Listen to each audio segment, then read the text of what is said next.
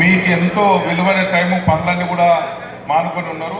మేము రోజు నిరంతరము ప్రజలు కొన్ని వందల ఫోన్లు అటెండ్ చేస్తూ డివిజన్ను హిమాయత్ డివిజన్ కుటుంబంలాగా భావించి నేను రోజు ఉదయం లేవగానే 8 నుంచి మళ్ళీ రాత్రి 8 వరకు పనిచేస్తూ ఉంటాను.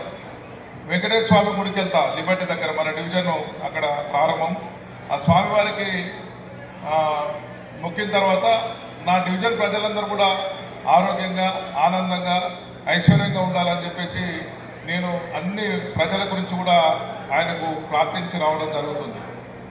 ఈరోజు ఇక్కడ చూసినటువంటి మనకు ఒక 20 నిమిషాల ఈ కార్యక్రమం కొన్ని గంటలు రోజులు చూపించిన కూడా ఇంకా సరిపోదు.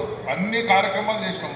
అంటే ఒక విజన్తోన ఒక పారదర్శకంగా ఈ డివిజన్ ఒక మోడల్ డివిజన్గా ఏదైతే మా యంగ్ అండ్ డైనమిక్ ముఖ్యమంత్రి రేవంత్ రెడ్డి గారు రేసింగ్ తెలంగాణను పెట్టుకొని ఒక లక్ష్యంతో దూసుకుపోతున్నారో అదేవిధంగా హిమాయత్ డివిజను మా గ్రేటర్ హైదరాబాద్లో ఉన్న 150 డివిజన్లను నెంబర్ 1గా తీర్చిదిద్దాలనే లక్ష్యంతో నేను కంకణబద్ధులమై ఆ రకంగా పనిచేస్తున్నాం.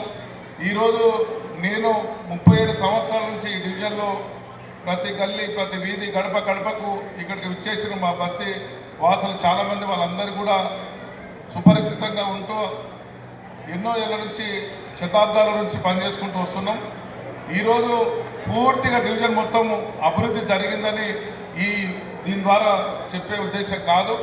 మా లక్ష్యము ప్రతి ఇంటికి కూడా ఈరోజు హిమాయత్ డివిజన్లో ఉన్న ప్రతి ఇంటికి మేమేం పనులు చేసినది ఒక పుస్తక రూపంలో కూడా త్వరలో మీ ముందుకు ఇంటింటికి ఆ పుస్తకాన్ని అందించబోతున్నాం. దీని వెనుక కఠోర శ్రమ ఉంది. ఊరికే ఒక్కరోజు అయింది కాదు. మీరు 150 డివిజన్ల